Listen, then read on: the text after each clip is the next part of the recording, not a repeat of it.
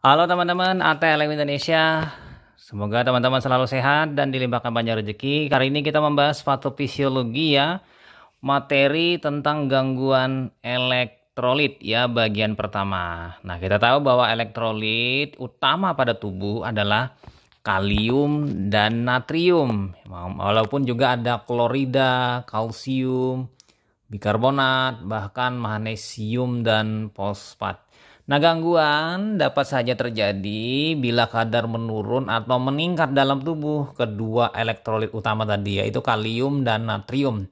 Nah, mari kita bahas materinya mengenai elektrolit natrium dan kalium di channel ATLM Indonesia. Nah, bagi teman-teman yang baru saja bergabung, jangan lupa subscribe dan bunyikan lonceng notifikasi untuk mendapatkan informasi seputar ilmu-ilmu di bidang laboratorium medik. Mari kita mulai dengan gangguan elektrolit. Elektrolit itu penting ya, menjaga proses kehidupan di tubuh. Nah, gangguan elektrolit bisa saja terjadi karena pertama gangguan metabolisme. Yang kedua gangguan potensial listrik jaringan mati mendadak. Nah, ini ada gangguannya. Lalu kita lanjut ke komposisi elektrolit dulu sebelum membahas secara detail. Nah, di sini elektrolit ya terbagi atas intraseluler, ekstraseluler. Nah, di pembahasan sebelumnya kita membahas mengenai cairan ekstraseluler, intraseluler dan interstisial. Nah, di sini untuk kation utama di dalam elektrolit itu ada natrium, ada kalium ya, ada magnesium, ada kalsium. Tapi yang paling utama natrium dan kalium yang kita bahas. Nah, natrium di intraseluler 15, sementara kalium 150. Kalau di dalam plasma, natrium 142, kalium 4, sementara di interstisial, natrium 144, kalium 4 ya, mili ekivalen. Nah, sementara yang lainnya itu nanti kita bahas di pembahasan yang lainnya ya, kalsium, magnesium, klorida, bikarbonat ya, fosfat ya. Nah, di sini secara umumnya elektrolit ada di dalam tubuh kita adalah seperti ini ya. Natrium, kalium, kalsium, magnesium, kemudian yang anionnya klorida, bikarbonat, ya kan, fosfat, kemudian sulfat, asam organik dan protein. Oke, lanjut kita pindah ke konsentrasi elektrolit dan anion protein di plasma, cairan interstisial dan cairan intrasel. Nah, di sini ada warna merah itu plasma, kemudian warna biru itu cairan interstisial, kemudian kuning itu cairan intrasel. Nampak di sini ya, natrium ya lumayan ya cukup tinggi lihat di situ dengan kalium, kemudian kalsium, magnesium, klorida nomor 3, sisanya dalam jumlah sedikit. Lanjut lagi kita pindah ke fungsi dari ion dari elektrolit.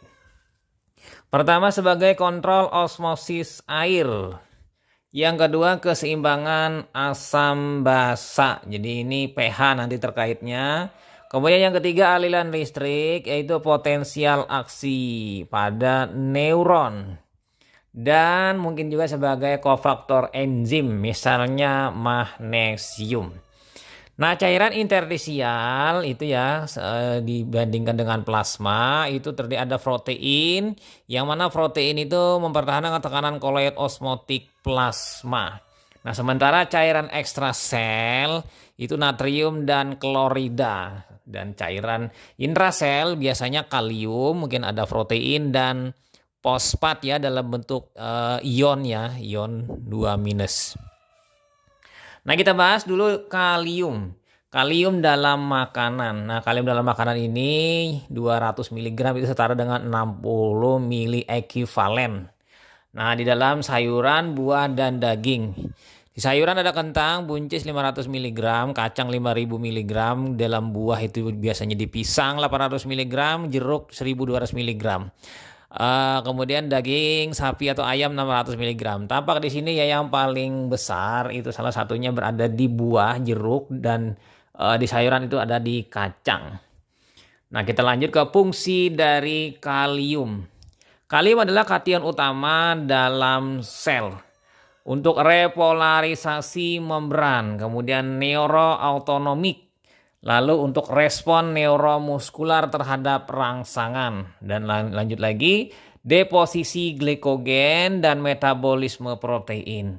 Nah, fungsi selanjutnya pengeluaran hormon pankreas dan penentu pH intraselular. Nah, bagaimana pengaturan keseimbangan kalium? Nah, kalium merupakan kation intrasel utama yang mengatur eksitabilitas, yaitu rangsangan, neuromuskuler, dan kontraksi otot. Nah, sumber kalium pada gandum utuh, daging, polong-polongan, buah-buahan, dan sayur mayur. Kalium dibutuhkan ya untuk pembentukan glikogen, sintesis protein, dan upaya memperbaiki asam basa. Nah, nilai laboratorium nilai normalnya untuk kalium serum 3,5 sampai 5,3 mili ekivalen per liter. Ada yang menggunakan mili ekivalen, ada yang menggunakan satuan milimol per liter. Pada prinsipnya sama saja. Walaupun perbedaan ekivalen ini normalitas, kalau molaritas itu adalah mol ya. Nah, lanjut lagi masih di pengaturan keseimbangan kalium. Kalium membantu pengaturan keseimbangan asam basa karena ion kalium dapat ditukar dengan ion hidrogen, ion H+. Jadi dengan melepas ion H+, maka pH akan dinaikkan ya kan dengan menukar dengan kalium. Kalium terutama diatur oleh ginjal. Kondisi menurunkan pengeluaran urin akan menurunkan ekskresi kalium. Peningkatan sekresi aldosteron, kalium yang dieskresikan melalui urin akan lebih banyak. Jadi kadar kalium serum menurun. Jadi aldosteron naik berarti kalium dibuang. Nah, di sini ya. Mekanisme pengaturan lainnya yaitu pertukaran ion kalium dengan ion natrium di tubulus ginjal. Nah, dalam bahasan urinalisis biasanya membahas mengenai tubulus ya. Di sini pertukarannya 1 kalium bisa ditukar dengan 3 natrium di ginjal. Nah, apabila natrium dipertahankan, maka kalium akan dieskresikan. Sebaliknya, apabila natrium dibuang, kalium yang akan dipertahankan. Jadi bertukar ya, switch di antara keduanya. Nah, lanjut kita keseimbangan K+ atau kalium. Kalium merupakan kation terbesar di sel. Ya kan 150 maksudnya sampai 160 mili ekivalen. Di luar sel 3,5 sampai dengan 5,5 mili ekivalen per liter. Ya kan di sini fungsinya utamanya yaitu menjadi potensial listrik membran sel. Nah, gejalanya gangguan kalium itu sangat tergantung dari kecepatan perubahan kalium di dalam dan di luar sel. Lalu kita lanjut ke keseimbangan kalium lagi, diatur oleh yang pertama, teman-teman di sini, distribusi K+ di dalam dan di luar sel. Itu pertama, insulin. K+ ekstrasel itu akan ke intrasel, sehingga sewaktu orang DM cenderung hiperkalemia karena terjadi masuknya atau pertukaran kalium ini ya. Nah, yang kedua, asidosis. Dalam kondisi asidosis, ion H+ di luar sel meningkat, H+ masuk ke dalam sel. Jadi untuk menjaga keseimbangan listrik, K+ yang keluar sel. Akibatnya terjadi hiperkalemia, peningkatan kalium pada kondisi asidosis. Nah, kalau alkalosis ini kebalikannya nanti dari asidosis ya. Mungkin kaliumnya akan menurun atau hipokalemia. Nah, yang kedua, ekskresi K+ oleh ginjal, ini dieskresi oleh tubuli. Nah, ini diperankan oleh pertama aldosteron. Aldosteron ini mengekskresikan kalium meningkat sehingga natrium ditahan atau diretensi. Jadi bertukar ya, kalium dibuang, natrium ditahan oleh aldosteron. Yang kedua, diuretik osmosis. Ekskresi kalium juga meningkat. Lalu yang ketiga, pada kondisi asidosis, ini meningkat asidosis pada asidosis mungkin karena metabolik. Ekskresi kalium itu menurun. Nah, PGK, penyakit ginjal kronis, ekskresi menurun ya kalium. Oke, lanjut kita masuk ke potassium balance and distribution. Nah, di sini ya, ini keseimbangan dan distribusi dari kalium. Jadi dari saluran cerna, intake-nya misalnya 100 mili ekuivalen per hari ya. Nanti ke ECF itu 20 mili ekuivalen, nanti di muscle itu 3000 mili ekuivalen. Sementara di liver itu ada 200 mili ekuivalen. Di eritrosit itu 235 mili ekuivalen, kemudian di stool ya saluran cerna di feses itu 8 mili ekuivalen per hari. Sementara di urin pembuangannya 92 mili ekuivalen per hari. Ini adalah keseimbangan. Apabila tidak terjadi keseimbangan maka akan terjadi nanti hiperkalemia dan hipokalemia. Nah, kita bahas dulu pertama adalah hiperkalemia, peningkatan kalsium dalam darah. Secara etiologi, pertama karena intake-nya yang meningkat. Ini misalnya pisang, jeruk kan makan banyak pisang, jeruk, pemberian kalium intravena, hemolisis yang hebat, ya kan. Di sini tidak akan terjadi hiperkalemia bila ginjal berfungsi dengan baik. Nah, ini karena intake-nya. Yang kedua karena perpindahan kalium ke ekstrasel. Jadi kalium yang ada di dalam sel keluar. Ya, ini pada kasus asidosis. Yang kedua defisiensi insulin. Yang ketiga intoksikasi digitalis, ya kan, keracunan digitalis. Kemudian ketoasidosis. Ini dengan orang dengan kenaikan benda-benda keton ya, sehingga pH darah turun, kalium maka keluar dari sel sehingga berada di dalam cairan plasma. Yang ketiga, ekskresinya menurun, berarti ditahan ya. Ini pada kasus gagal ginjal. Yang kedua, insufisiensi adrenal, ini payah ya pada kelenjar adrenal. Yang ketiga, penggunaan diuretik hemat kalium. Lalu yang ketiga, pseudo hiperkalemia. Nah, ini adalah hiperkalemia palsu. Ini karena leukositosis yang hebat, misalnya di atas dari 100.000 sel per milimeter kubik. Mungkin bisa saja karena leukositosis yang berat, ya kan, resi leukemoid atau leukemia. Jadi bisa waktu ambil darahnya, ya kan, diambil darah ini, kalium keluar sel. Nah, kemudian etiologi yang kelima yaitu obat-obat. Jadi pengaruh obat-obat misalnya AC1, ARB, NSAIDs, aldosteron antagonis. Yang gitu kan di sini antagonis yang melawan kerja aldosteron. Nah, masih lanjut di hiperkalemia, penyebabnya yaitu penyakit ginjal, luka bakar, pemberian kalium yang berlebihan, ya kan, asidosis metabolik. Nah, ini masih sama dengan yang tadi. Nah, mungkin juga karena trauma jaringan masif, kalium dikeluarkan langsung dari sel. Jadi jaringannya mengalami rusak sehingga kalium keluar. Kemudian juga pemberian diuretik hemat kalium, dehidrasi hipertonik, insufisiensi adrenal. Nah, ini sama dengan yang tadi ya. Kemudian tanda dan gejalanya bagaimana pada hiperkalemia, yaitu mual. Yang kedua, hiperaktivitas sistem cerna, ansietas, kemudian disritmia jantung, kemudian badan terasa lemas. Lalu apa? Paraestesia, lalu denyut nadi tidak teratur dan lambat. Hipotensi, kemudian kelemahan. Hasil pemeriksaan laboratorium ini yang realnya menunjukkan kadar kalium di atas 5,3 mili ekuivalen ya, di atas dari normal. Nah, ini tanda-tanda dan gejalanya. Kita lanjut ke diagnosis manifestasinya. Pada otot skelet ya, otot rangka, itu mungkin terjadi paralisis atau flaccid paralisis, ares pernapasan, ya kan, pernapasan mengalami gagal ya. Kemudian juga ileus mengalami gangguan. Lalu ada disritmia yang di sini adalah takikardi. Nah, ini ke arah jantung nanti takikardi.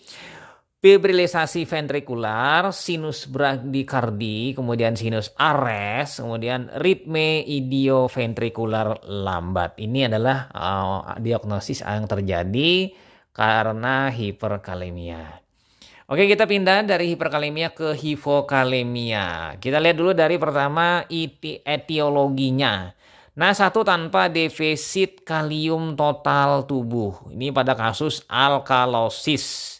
Ya kan lawannya dari asidosis. Yang kedua, sekresi insulin yang menetap. Lalu selanjutnya dengan defisit kalium total tubuh. Tadi tanpa ini defisit ya. Intake-nya menurun. Penurunan ya. Kemudian pada kasus anoreksia. Nah ini kan. Jadi orang dengan muntah intake kalium itu menurun.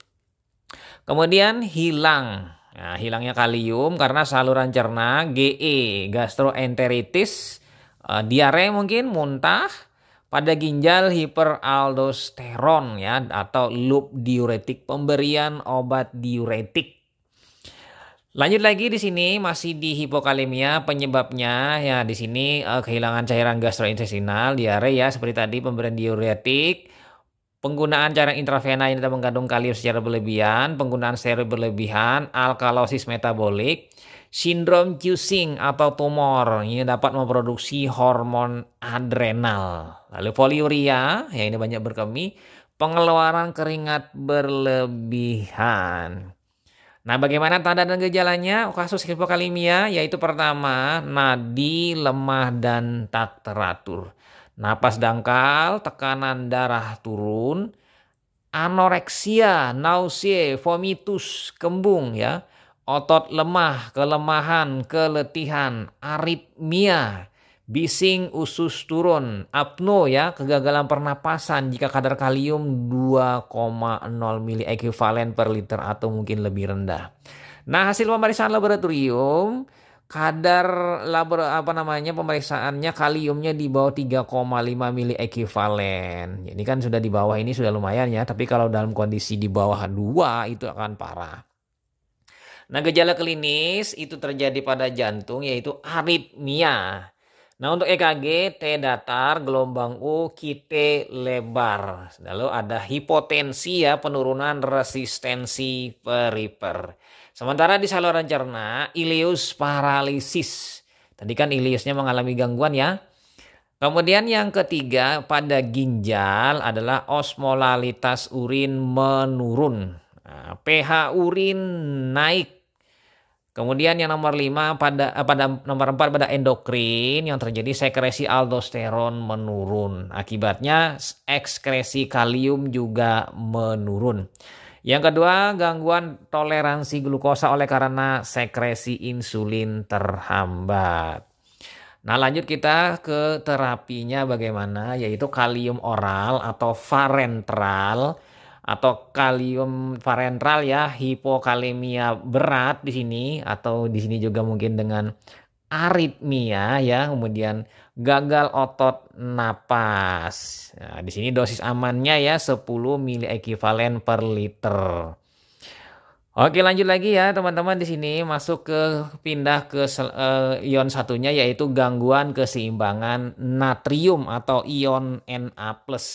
Natrium ialah ion utama ya kan, luar sel 145 mili ekuivalen per liter, kemudian dalam sel 10 mili ekuivalen per liter. Jadi dibalik ya. Kalau di dalam sel dia sedikit, di luar sel banyak, berbeda dengan kalium tadi. Jadi di sini tujuan adanya natrium itu menjaga osmolalitas cairan ekstrasel. Nah, lanjut lagi di sini kita masuk ke seimbangan natrium. Ion natrium terlibat dalam mempertahankan keseimbangan air, mentransmisi impuls saraf dan kontraksi otot. Nah, nilai laboratorium untuk natrium normalnya dalam serum 135 sampai 145 mili ekuivalen per liter. Nah, natrium diatur oleh asupan garam sehari-hari kita ya, aldosteron ya kan, dan keluaran dari urin. Jadi kita berkemih ya, miksi. Sumber utama natrium adalah garam dapur yaitu NaCl, daging olahan, kemudian makanan ringan dan makanan kaleng. Nah, individu yang memiliki fungsi renal yang normal dapat meningkatkan ekskresi natrium. Jadi natrium bisa dibuang lebih banyak ya melalui ginjal yaitu produksi urin. Nah, di sini untuk natrium Pengaruhnya setengah osmolaritas Cs, yaitu 142 milios per liter dari 300 milios per liter. Nah, aldosteron di sini dalam hal pengendalian natrium sebagai fungsi untuk mereabsorpsi natrium ya, NiOM-Na yang meningkat. Nah, di sini kemudian hiponatremia, ADH turun, ekskresi air meningkat. Nah, hormon ANP ini juga berperan dalam ekskresi natrium untuk meningkat. Nah, kondisi pada gagal ginjal dan hiperaldosteronisme itu retensi natrium, volume darah meningkat, maka terjadi edema, jadi bengkak badan. Nah, jadi bengkak badan ini tertahan nanti air.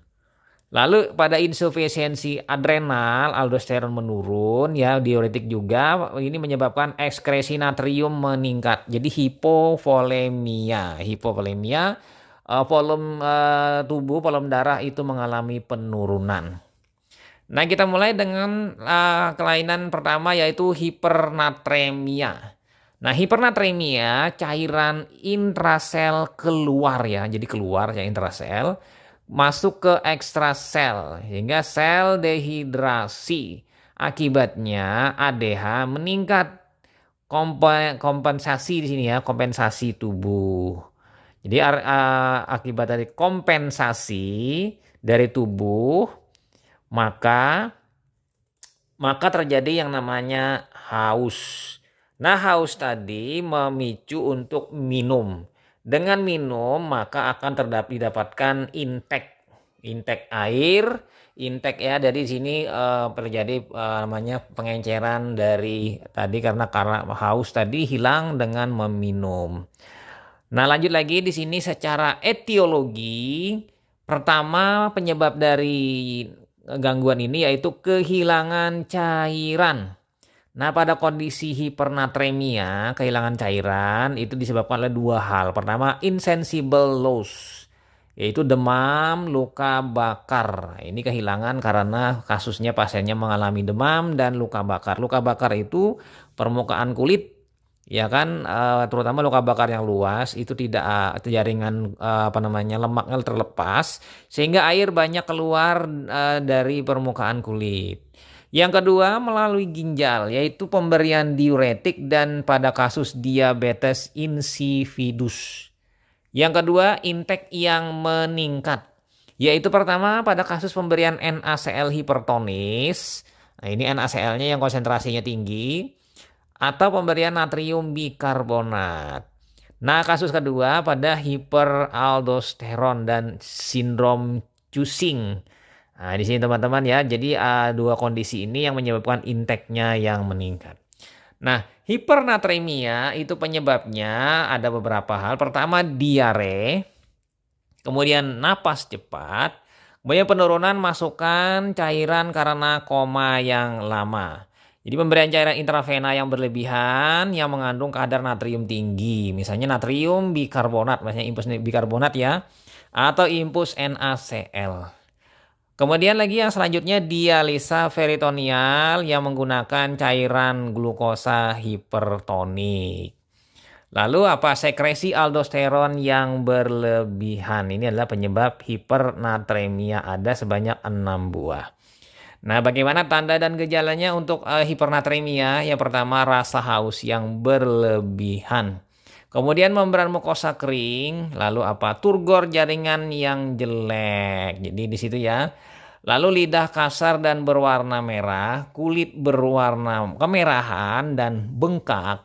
Mungkin saja terjadi konvulsi, lalu peningkatan suhu, oliguria atau anuria. Nah, ini mungkin lebih parah ya kalau sudah oliguria anuria, ini karena ekskresi urin yang sedikit ya, bahkan hampir tidak ada.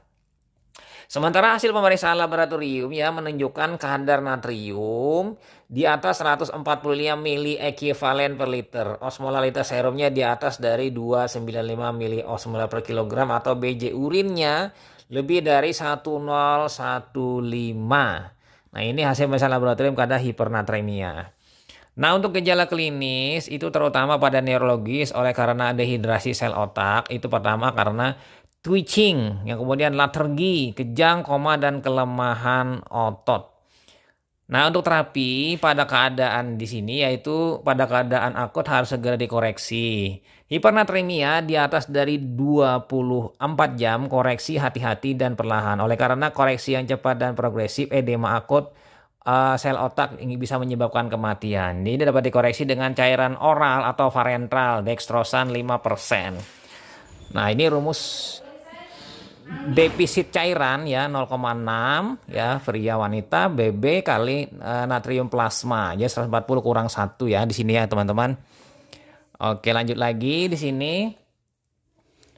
Nah, untuk hiponatremia saat ini kita bahas yaitu pertama ya di sini depresi volume sirkulasi efektif. Nah, ini karena pertama akan terjadi kenaikan ADH, hormon antidiuretik hormon ya, sehingga menyebabkan terjadinya haus. Nah, dengan haus maka akan merangsang untuk meminum ya, minumnya lebih banyak. Nah, di sini akan terjadi retensi natrium, cairan ya, retensi cairan. Akibat retensi cairan ini mungkin bisa terjadi hiponatremia. Jadi natrium di dalam darah itu akan mengalami penurunan. Misalnya ini pada infeksi neurologis ya, meningitis, ensefalitis, dan infeksi paru ya di sini ya teman-teman. Kemudian yang kedua low diuretik. Nah, ini pemberian diuretik misalnya pada furosemid, ethyl acid ya. Lalu di samping depresi volume, diuretik menghambat reabsorpsi natrium di tubuli. Nah, secara etiologi yang ketiga yaitu GGK, gagal ginjal kronis dengan laju filtrasi yang sangat rendah. Jadi orang dengan mungkin gagal ginjalnya sudah gagal ginjal kronis berarti menuju gagal ginjal terminal ya. Dengan melihat GFR-nya ya yang rendah ya. Mungkin GFR-nya mungkin di bawah dari 50 ya mungkin. Nah, kemudian ya teman di sini yang nomor 4 yaitu diare dan muntah yang hebat di sini. Nah, di sini bisa saja menyebabkan hiponatremia. Ya kan di sini. Kemudian lagi kita lihat di sini secara bagan regulasi hormonal natrium dan klorida renal. Di sini ada asupan NaCl meningkat, konsentrasi plasma natrium dan klorida meningkat, osmolaritas air di cis itu interstisial plasma meningkat. Volume darah ini akan meningkat, jadi regangan atrium jantung meningkat. Di sini atrial natriuretic peptide meningkat, produksi urin renin menurun, angiotensin 2 menurun, GFR meningkat, aldosteron menurun. Lalu digabungkan semuanya terjadi reabsorpsi NaCl oleh ginjal. Nah, natrium dan klorida ya via urin, natriuresis ini meningkat. Akibatnya di sini kehilangan air di urin via osmosis. Volume darah akan mengalami penurunan. Nah, ini adalah regulasi hormonal natrium dan klorida di renal. Nah, bagaimana dengan gejala klinisnya? Nah, untuk gejala klinis, gejala karena edema sel otak yang timbul dari bila hipoosmolaritas dalam plasma terjadi dengan cepat ya di sini. Nah, di sini kemudian pada kadar natriumnya di sini ada 3 ya, 120 sampai 125 inilah nausea dan vomit mungkin bisa terjadi. Apabila 110 sampai 120 ini latergi sefalgia. Nah, di bawah dari 110 ini mungkin saja menyebabkan pasiennya kejang dan koma. Ini bila berat ya di bawah 110. Nah, tanda dan gejala-gejala dari kondisi tadi yaitu pertama kejang perut, mual, diare, muntah. Yang kedua hipotensi postural ya kan. Lalu yang ketiga cemas, takut dan bingung. Pada kasus berat, nadi cepat dan lemah, tekanan darah turun, kulit dingin dan lembab, konvulsi ya, konvulsi pasiennya mungkin kejang dan mungkin ya di pasiennya koma. Nah, hasil pemeriksaan laboratorium menunjukkan ya kadar natrium di bawah dari 135 ekivalen per liter. Osmolaritas serum di bawah dari 280 ml per kilogram dan BJ urin kurang dari 1010. Jadi BJ-nya ini encer ya BJ urinnya. Jadi mungkin produksi urin yang berlebihan dan mengakibatkan berat jenis urin akan mengalami penurunan atau encer. Nah, kita masuk ya di terapi. Di sini tujuannya pertahankan natrium di atas dari 120 mili ekuivalen per liter. Ya, kehilangan natrium sama dengan 0,6 dikali BB dikali 140 dikurangi Na plasma. Nah, di sini untuk hiponatremia yang disertai hipokalemia, ini misalnya hilang sama-sama, kalium hilang, natrium hilang, ini misalnya pada GE dengan gastroenteritis, diarea. Koreksi kalium saja setelah langsung mengoreksi natrium. Nah, larutan NaCl 3% ini yang hipertonik ya, setara dengan 5-13 mili ekuivalen diberikan bila ada gejala edema cerebri. Nah, bila gejala edema cerebri hilang, cukup diganti yang NaCl hipertonik tadi dengan NaCl isotonik 0,9%. Oke ya, kira-kira itu saja teman-teman mengenai gangguan elektrolit, kalium, dan natrium. Semoga bermanfaat bagi teman-teman. Selamat belajar dan sampai jumpa di pertemuan selanjutnya. Bye.